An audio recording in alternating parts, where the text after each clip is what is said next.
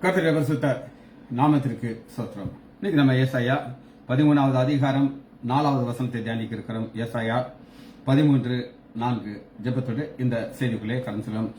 ஆறுதலின் தெய்வமே உம்முடைய திரு சமூகம் எவ்வளவு இன்பமானது, ஆமேன், எவ்வளவு இன்பமானது.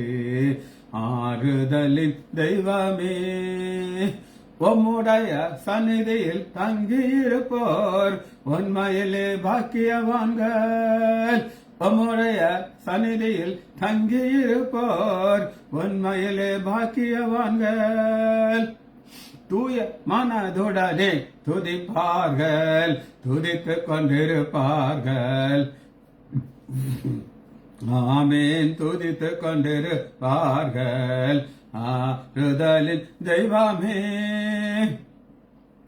உம்முடைய திரு சமூகம் எவ்வளவு இன்பமானது, ஆமேன், எவ்வளவு இன்பமானது. உம்மிலே பலன் கொள்ளும் மனிதர்கள் எல்லாம் உண்மையிலே பாக்கியவான்கள். உம்மிலே பலன் கொள்ளும் மனிதர்கள் எல்லாம் உண்மையிலே பாக்கியவான்கள். ஓடினாலும் இலைப்படையார், நடந்தாலும் சோர்வடையார். ஆமே, நடந்தாலும் சோர்வடையார். ஆறுதலின் தெய்வமே உம்முடைய திரு சமூகம் எவ்வளவு இன்பமானது, ஆமேன், எவ்வளவு இன்பமானது. கண்ணீரின் பாதையில் நடக்கும் போதெல்லாம் களிப்பான நீரூற்றை மாற்றிக் கொள்வார்கள். கண்ணீரின் பாதையில் நடக்கும் போதெல்லாம் களிப்பான நீரூற்றை மாற்றிக் கொள்வார்கள். வல்லமை மேலே வல்லமை கொண்டு சியோனை காண்பார்கள். ஆமேன், சியோனை காண்பார்கள். ஆறுதலின் தெய்வமே உம்முடைய திரு சமூகம் எவ்வளவு இன்பமானது, ஆமேன், எவ்வளவு இன்பமானது. வேறிடத்தில் 1000 நாள் வாழ்வதை விட உம்மிடத்தில் ஒரு நாள் மேலானது. வேறிடத்தில் 1000 நாள் வாழ்வதை விட உம்மிடத்தில் ஒரு நாள் மேலானது. ஒவ்வொரு நாளும் உமது இல்லத்தின் வாசலில் காத்திருப்பேன். ஆமேன், வாசலில் காத்திருப்பேன். இயேசுவின் நாமத்தினாலே ஜெபங்கள் பிதாவே, ஆமேன். கர்த்தருடைய பரிசுத்த நாமத்திற்கு ஸ்தோத்திரம். ஜானகி அம்மாள் பிரைஸ் லார்ட், லீலா அம்மாள் பிரைஸ் லார்ட், நாகர்த்தனம் அம்மாள் பிரைஸ் லார்ட். வாசிப்போமா? ஏசாயா 13வது அதிகாரம் 4வது வசனத்தை தியானிக்க இருக்கிறோம். இந்த வசனத்தை உங்களுக்கு வாசிக்கிறேன். திரளான ஜனங்களின் சத்தத்திற்கு ஒத்த வெகு கூட்டத்தின் இரைச்சலும், கூட்டப்பட்ட ஜாதிகளுடைய ராஜ்யங்களின் அமளிக்கையான இரைச்சலும் மாளிகளில் கேட்கப்படுகிறது. சேனைகளின் கர்த்தர் யுத்த ராணுவத்தை இலக்கம் பார்க்கிறார். ஒரு பெரிய வசனம். இதுல முதல்ல நம்ம பார்க்கக்கூடியது என்னன்னா noise. நாய்ஸுக்கு ரஸடாம், ரஸேடாம், ரஸேடாம், RHOIZ, Razidon, ZEZ, need to Sadidon, Razidon, Razidon, Razidon, RHOIZEDON, Razidon. Noise. சத்தத்தை, என்னுடைய சத்தத்தை நீங்க கேட்குறீங்க. ஆனா இது இப்படிப்பட்ட சத்தமா இருக்க போறது அல்ல. இது யாருமே இப்படி ஒரு சத்தத்தை உண்டாக்க முடியாது. பேதுரு இந்த சத்தத்தை புதிய வானம் புதிய பூமி நேரத்தில் அதை அவர் யூஸ் பண்றாரு. சத்தத்தை 2 பேதுரு 3வது அதிகாரம் 10வது வசனம். கர்த்தருடைய நாள் இரவிலே திருடன் வருகிற விதமாய் வரும். அப்பொழுது வானங்கள் மாட மாட என்றார். இந்த மாட மாடன்னு 2 வார்த்தை சொல்றாரு பார்த்தீங்களா? இந்த 2 வார்த்தையும் இணைந்து வருகிற சத்தத்தை தான் நம்ம பார்க்கிறோம். பூமியும் அதில் கிரையிலும் அழிந்து போகும். இதுதான் மாடன்னு சொல்லி பேதர் சொல்றாரு. இதுல இன்னொரு வார்த்தை இருக்குது, நம்ம கேட்கிறோம். இந்த சத்தத்தை கேட்கிறாங்க. அவங்க கேட்கறதுக்கு அக்யோ அக்யோ பி போட்டிருக்கீங்க பாருங்க. A K O U O அக்யோ அக்யோ A K O U O அக்யோ அக்யோ. நம்ம அந்த நம் காதுகளை அது கேட்குது. சத்தம் நம்முடைய காதுகளை கேட்குது. ரைட். இது என்ன நம்ம பார்ப்போம். சத்தம் நம்முடைய காதுகளை கேட்குது. மார்க்கு 2வது அதிகாரம். இது வந்து புதிய ஏற்பாட்டில இருந்து இருக்கிற இது கிரேக்க சொல். 2வது அதிகாரம் மார்க் 1வது வசனத்தில் நீங்க பார்க்கலாம். சில நாட்களுக்கு பின்பு அவர் மறுபடியும் கப்பரமாக போனார். அவர் வீட்டில் இருக்கிறார் என்று ஜனங்கள் கேள்விப்பட்டு அவங்க கேட்கிறார்கள். காதல் அவங்க காதுகளை கேட்கிறது. ஹியர் இதை நம்ம அக்யோ அப்படின்னு நம்ம பார்க்கிறோம், கேள்விப்பட்டு. 3வது ஒரு வார்த்தை இருக்குது. அது என்னன்னா டயலாட்டியோ. டயலாட்டியோ பாருங்க. சி போட்டுக்க பாருங்க. DIADAILALEO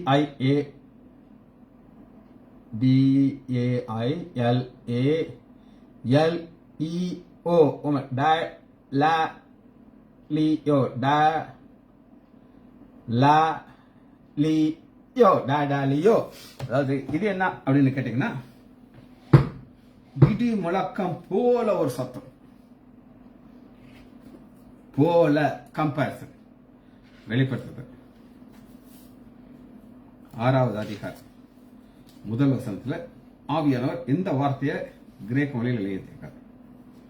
வெளிப்படுத்துதல் 6:1. ஆட்டுக்குட்டியானவர் முத்திரை ஒன்றை உடைக்கிறதை கண்டேன். அப்பொழுது 4 ஜீவனில் ஒன்று என்னை நோக்கி, நீ வந்து பார் என்று இடி முழக்கம் போல் சத்தமாய் சொல்லுவதை கேட்டேன். இது நம்ம ஃபர்ஸ்ட் நம்ம பார்க்கிற நாய்ஸ். 2வது கிங்டம். இந்த கிங்டத்தை நம்ம எங்க பார்க்கிறோம், எப்படி பார்க்கிறோம் அப்படின்னு கேட்டீங்கன்னா, திரளான ஜனங்கள் சத்தத்துக்கு ஒத்த வெகு ஜாதிகளுடைய ராஜ்யம், ஜாதிகளுடைய ராஜ்யங்கள் கிங்டம். கிங்டம் ஆகுங்க. மல் கோட் MAL மல் கட் கே யூ மேல ஒரு ஆரோ போடு. கோ அந்த யூ கடை கோ KU2 மல் கோட் KUT மல் கோட். இது என்ன அப்படின்னா ராஜ்யம், ஆளுகை. இத ஒரு தீர்க்கதரிசனமாக ஒரு தீர்க்கதரிசி சொல்லுகிறார். தீர்க்கதரிசி இந்த ராஜ்யத்தை குறித்து ஆண்டவருக்கு ஒரு வெளிப்பாடு கொடுக்கிறார். என்னாகமம் 24வது அதிகாரம்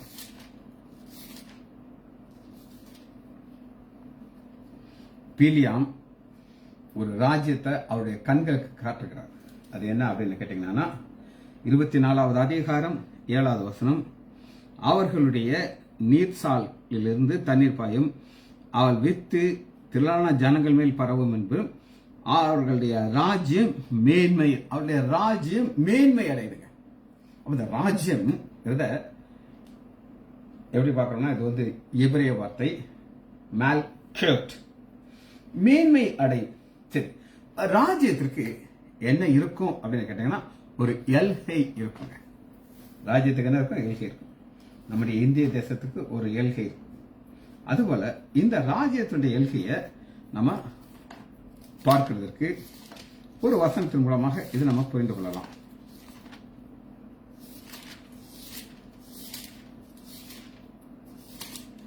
எஸ்தர் எடுத்துக்கோங்க. எஸ்தருக்குள்ள இந்த ராஜ்யத்தினுடைய பல விளக்கங்களை நம்ம பார்க்கலாம். கிங்டம், ஆளுகை, எல்கை உண்டு. எஸ்தர் 1வது அதிகாரம் 4வது வசனத்துல அதுல ராஜ்யத்துல என்ன இருக்கும் அப்படின்னு கேட்டீங்கன்னா, அவன் தன் ராஜ்யத்தின் மகிமையான ஐஸ்வர்யத்தையும் தன் மகத்துவத்தின் அநேக நாளாகிய 191 நாளும் விளங்க செய்தான். அப்ப அந்த ராஜ்யத்துக்கு ஒரு மகிமை இருக்கும். அமெரிக்கானாலே எல்லாரும் வாயப்பல்ல அங்க என்ன இருக்குன்னு நமக்கு தெரியாது. அங்க போறதுக்கு அப்படி அடிபடி போட்டுட்டு போவாங்க. ஒரு மகிமையை நம்ம பார்க்கிறோம். நம்பர் 1.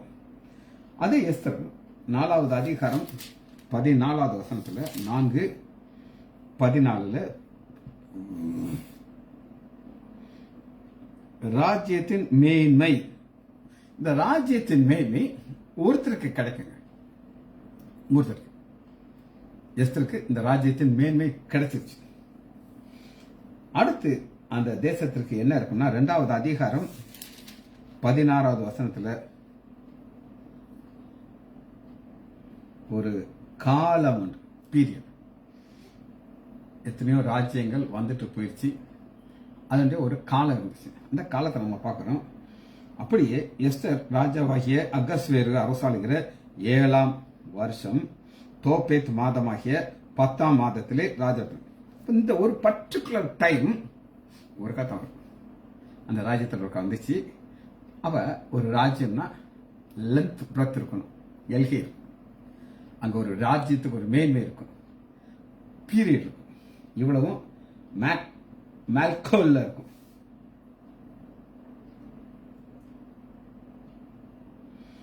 முதலாவது அதிகாரம் 2வது வசனத்துல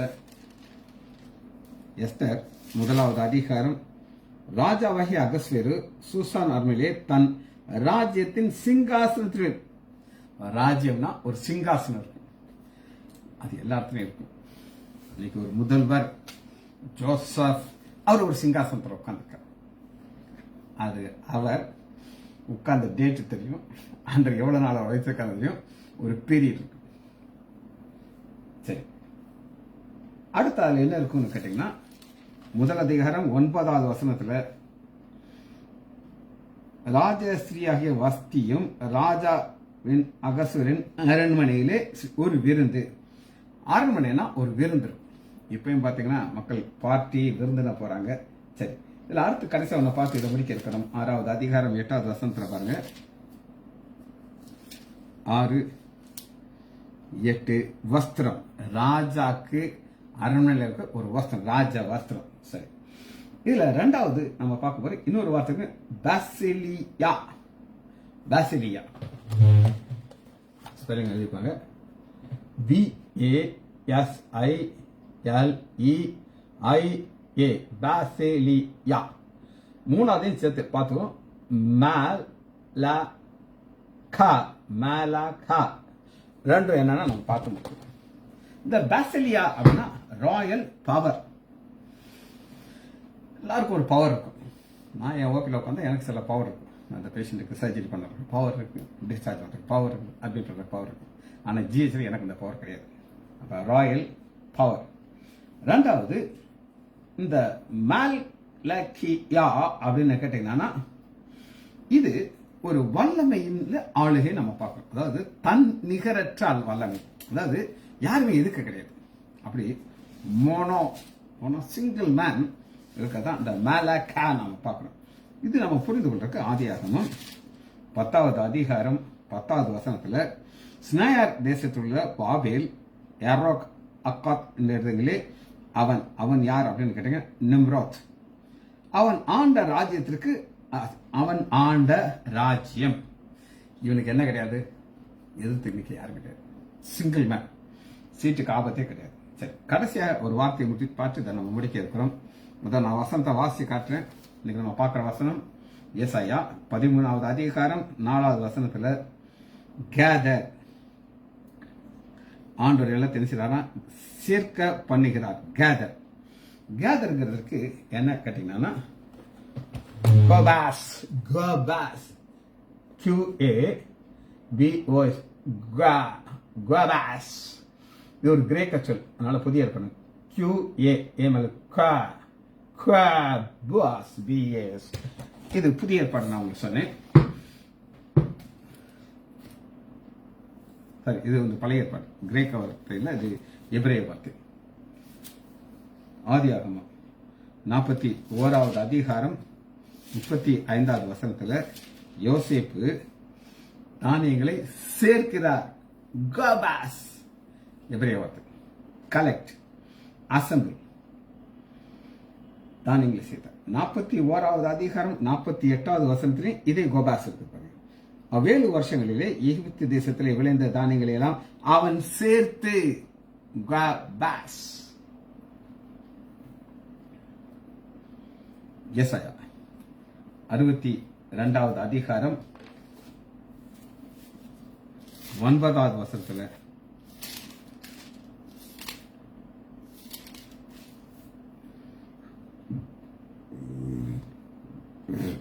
அதை சேர்த்தவர்களே அதை புசித்து கர்த்தரை துதிப்பார்கள்.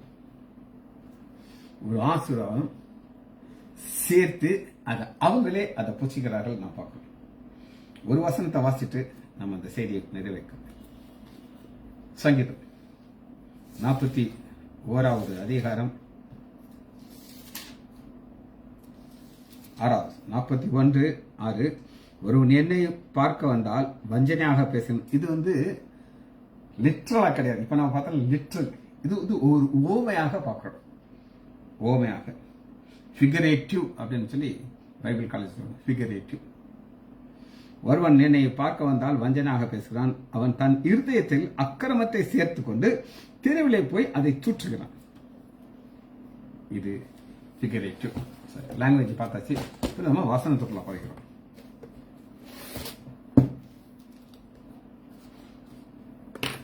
பதி 3வது அதிகாரம் 4வது வசனத்தை நான் வசனத்தை வாசித்தேன். பின்ன விளக்கத்தை அவனை பார்க்க போறோம். தேவன் எப்படி அழைக்கிறார்? சத்தம், ஒரு நாய்ஸ். இந்த சத்தம் எதற்காக இவங்க எல்லாம் வரணும்? வந்து அவர் ஆளுகை செய்கிறார். இந்த ஆளுகை செய்கிறதுல என்ன ஆண்டுடைய விருப்பம் என்ன அப்படின்னு கேட்டீங்கன்னா, சேனைகளின் கர்த்தர் யுத்த ராணுவத்தை லக்கம் பார்க்கிறார்.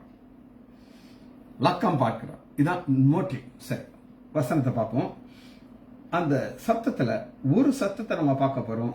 அது என்ன அப்படின்னா, அது அழுகையின் சத்தம். வாசிப்போமா? எசாயா 50வது அதிகாரம்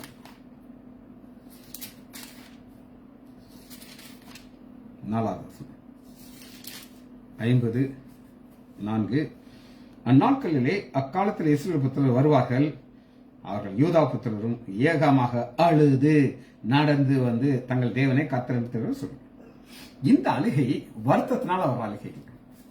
சில மாதங்களுக்கு வருஷத்துக்கு முன்னாடி ஒரு லேடி கிரிக்கெட் விளாண்டாங்க. அக்கா, சின்ன பொண்ணு. அவ இந்தியா விமன்ஸ் இதில் மேக்சிமம் அடிச்சு ஜெயிக்க வச்சா. அவளுக்கு அந்த மெடல் கொடுக்க ஸ்டேஜில் நிற்கும் போது அழுகிறா அழுகிறா அழுகிறா அழுதுகிட்டே இருக்கா. ஒரு கிறிஸ்தவ பொண்ணுனால அவளுக்கு சான்ஸே கொடுக்கல. ஆனால் ஆண்டவர் உயர்த்தினார் அவளை. அந்த ஒரு அழுகைங்கிறது தான் நம்ம பார்க்கணும். அழுது கொண்டே வருகிறார். நம்பர் அந்த சத்தத்தில் உங்களுக்கு நான் காட்டுறேன். இது அழுகையின் சத்தம்.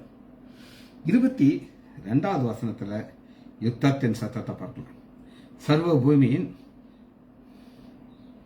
சம்மட்டி எப்படிப்பட்டு முறிந்து பாபிலோன் எப்படி பாழாய் போயிற்று. 22 தேசத்தின் யுத்தத்தின் சத்தமும் மகா சங்கரம். ஒரு பக்கம் இங்க வந்துகிட்டு இருக்காங்க, இன்னொரு பக்கம் யுத்தத்தின் சத்தத்தை நம்ம பார்க்கணும். 25 வெப்பன் ஆயுதத்தை பார்க்கலாம். 25 கர்த்தர் தம்முடைய ஆயுத சாலை திறந்து தம்முடைய சினத்தின் அஸ்திபாரத்தை எடுத்துக்கொண்டு வந்தார். இது சினையர் தேசத்திலே சேன் கர்த்தராகிய ஆண்டவர் செய்கிற கிரியை. ஒரு பக்கம் தாம்பிள்ளைகள் அழைத்துக் கொண்டு வருகிறார், இன்னொரு பக்கம் யுத்தத்தில் கொண்டு வருகிறார். அது இரண்டாவது. இதுல நம்ம ஒரு ஆளை பார்க்க போறோம். எரேமியா 51வது அதிகாரம் 11 51:11 அம்புகளை துளக்குங்கள், கேடயங்களை நன்றாக செப்பனிடுங்கள். கர்த்தர் மேதிய ராஜாவுடைய ஆவியை எழுப்பினார். மேதிய ராஜாவுடைய ஆவியை எழுப்பிக்கிட்டு இங்க என்ன செய்யறாருன்னா லக்கம் பார்க்கிறார். கர்த்தர் யுத்த ஜனத்திற்காக இறத்தாங்க. என்ன அர்த்தம் அப்படின்னு நீங்க கேட்டீங்கன்னா, நம்முடைய தேவன் ஒரு காரியத்தை செஞ்சா அது ஒழுங்கும் கிரகமா செய்வார். அதுதான் எல்லாம் அறிஞ்சுக்கிறோம். ஆனா நான் தான் கர்த்தர் வேறதா அவர் ப்ரூவ் பண்றதுக்கு ஒரு சத்தத்தை உண்டு பண்ணிக்கிறார், லக்கம் பார்க்கிறார், ஒரு ராஜாவை ஒரு ஆவியை எழுப்புறார். நீ யுத்தத்துக்கு வரணும் அப்படின்னு. அதனுடைய நோக்கம் என்ன, ஏன் இதனை எழுப்புறார் அப்படின்னு 13வது வசனத்துல பாருங்க. திரளான தண்ணீரின் மேல் வாசம் பண்ணுகிறவர்களே, திரளான சம்பத்தோடையவர்களே, உங்களுக்கு முடிவும் உன் பொருளாசைக்கு ஒளிவும். பொருள் ஆசை, இந்த பணங்கிறது நமக்கு ரொம்ப ரொம்ப தேவைக்கு. ஆனா பண ஆசை எல்லாத்தையுமே வேற இருக்கு. அதனால இதை முடிவு பண்றதுக்கு ஆண்டவர் ஒரு ராஜாவுடைய ஆவியை எழுப்பி பண்றாரு. மூன்றாவதாக அந்த சத்தத்தை எசேக்கியேல் நம்ம பார்ப்போம். எசேக்கியேல் 38வது அதிகாரம் 10வது வசனம். 38:10. இது ஒரு நாளை சொல்றாரு, அது ஒரு ஸ்பெஷல் டே. 38:10 கர்த்தராகிய ஆண்டவர் சொல்கிறது என்னவென்றால், அந்நாளிலே பாழாய் கிடந்து திரும்ப குடியேற்றப்பட்ட ஸ்தலங்களுக்கு விரோதமாக இந்த ஒரு காரியத்தை ஆண்டவர் செய்யும் பொழுது 16வது வசனத்துல இது கடைசி நாள் அப்படிங்கிறார். நீ என் தேசத்திற்கு கார்மேகத்தை போல மூட என் ஜனமாய் இஸ்ரவேல் விரோதமாக எழும்பி வருவாய். ஆனா அவர் யுத்தத்தை அவர் அதை முடித்துறார். ரைட். 4வதாக ஒரு பார்க்கிறோம், அது யோவேல் 3வது அதிகாரம் 14. யோவேல் 3:14. ஆண்டவர் யுத்தம் பார்க்கிறார். அதனுடைய காரணம் என்ன அப்படின்னு கேட்டா 3:14 ஒரு அர்மகதோன் யுத்தம் இருக்குது. இதுல 2 வசனத்தை இணைச்சு வசனம் இன்னொரு அழகா இருக்கு. யோவேல் 3வது அதிகாரம் 2வது வசனம், நான் சகல ஜாதிகளை கூட்டி யோசபாத் பள்ளத்தாக்கிலே அவளை இறக்கப்பேன். அந்த யோசபாத் பள்ளத்தான்னு சொல்லி 2வது வசனத்தை 12வது வசனத்துல பாருங்க. ஜாதிகள் எழும்பி யோசபாத் பள்ளத்தாக்கிலே வருவார்கள், அது நியாய தீர்ப்பின் பள்ளத்தாக்கு, ஜட்ஜ்மெண்ட். 14வது நியாய தீர்ப்பின் பள்ளத்தாக்கிலே ஜனங்கள். இதுக்கு ஆண்டவன் சில நம்பர் பார்க்கிறாரு, அழைத்து வருகிறாரு, அவர் அந்த யுத்தத்தை நடத்துகிறார். இது யாருடைய யுத்தம் அப்படின்னு கேட்டீங்கன்னா, இது ஆண்டவருடைய யுத்தம். எல்லாமே அவர் யுத்தம் தான். ஆனா சில இதுல அவர் ஸ்பெசிபிக்கா சொல்லுவார். சகரியா 14வது அதிகாரம் 3வது வசனத்தை பாருங்க. சகரியா 14:3 கர்த்தர் புறப்பட்டு யுத்த நாளிலே போராடுவது போல அந்த ஜாதிகளோடு போராடுவார் அந்நாளிலே. அதாங்க ஸ்பெஷல். அந்நாளிலே என்ன நடக்கும்னா, நம்முடைய ஆண்டவராகிய இயேசு கிறிஸ்து அப்போஸ்தலர் 2வது அதிகாரத்துல அவர் மேல பர்வதத்துக்கு போறாரு. கலிலேயர்களே, இன்னைக்கு ஏன் வாயப்பறந்து பாக்குறீங்க? எப்படி உங்கள் முன்னாக எந்த இடத்துல இருந்து போனாரோ அந்த இடத்துக்கு திரும்ப இறங்கி வருவார், அவர் பாதங்கள் இறங்கணும்னு சொல்லி ஏஞ்சல்ஸ் சொல்றாங்க. அதுதான் இங்க நடக்குது பாருங்க. அந்நாளிலே அவருடைய பாதங்கள் கிழக்கே எருசலேமுக்கு எதிராக இருக்கிற ஒலிவ மேலே நிற்கும். மகா பெரிய பள்ளத்தாக்கு உண்டாகும். ஒலிவ மலை தன் நடுமையத்திலே கிழக்கு மேற்காக பிளந்து போகும். அதனாலே ஒரு பக்கம் இந்த சயின்டிபிக்கா ப்ரூவ் பண்ணிருக்காங்க. இந்த ஒலிவ மலை மேல இந்த செயின் ஆஃப் ஹோட்டல்ஸ் அப்படின்னு கேள்விப்பட்டிருக்கீங்களா? தாஜ் ஹோட்டல் இருக்கும். இப்படி ஏகப்பட்ட செயின் ஆஃப் ஹோட்டல்ஸ் உலகம் வந்திருக்கும். அவங்களுக்கு அவங்க எல்லாம் ஒருத்தங்க பெர்மிஷன் கொடுத்துருக்காங்க ஒலிவ மலையில ஒரு ஹோட்டல் கட்டுறது. என்னன்னா, அந்த டூரிஸ்ட்லாம் வந்து இங்க வந்து தங்கணும்ட்டு. ஆனா அந்த மலையை ஸ்டடி பண்ணும்போது unfit for building the hotel வந்துருச்சு. ஏன்னா நடுவில் பெரிய ஓட்டை இருக்கு. இங்க பைபிள்ல இருக்கிறது சயின்டிபிக்கா ப்ரூவ் பண்ணி அந்த ஹோட்டல் ஐடியா டிராப் அவுட் ஆயிடுச்சு. ஆண்டவர் இந்த யுத்தத்தை இங்கதான் நடத்த போகிறார். இந்த யுத்தம் கர்த்தருடைய யுத்தத்துல அவர் இலக்கம் பார்க்கிறார். அவங்களுக்கு காமிச்சு தேவனுடைய நோக்கம் என்னன்னா, பார்த்து இதை நம்ம முடிக்க போகிறோம். தேவனுடைய ஆண்டவர் நோக்கம் வச்சிருக்கார். ஃபைனல். யோவேல் 2வது அதிகாரம் 14 2:14 யோவேல் பக்கம் 1061. ஒருவேளை அவர் திரும்பி மனஸ்தாபப்பட்டு உங்கள் தேவனாகிய கர்த்தருக்கு போஜன பலியையும் பானபலியும் செலுத்துகிறவர்களுக்கு ஆசீர்வாதத்தை தந்தருள்வார். ஆண்டவர் ஆசீர்வாதத்தை தந்தருள்வார். ஆனா நீங்க அவர் கிட்ட வரணும். தூரம் போனா அது கிடைக்காது. 19 சீயோனிலே எக்காலம் ஊதுங்கள், பரிசுத்த உபவாச நாளை நியமங்கள், விசேஷ ஆசிரியர்கள், ஜனத்தை கூட்டுங்கள், சபையை பரிசுத்தப்படுத்துங்கள்.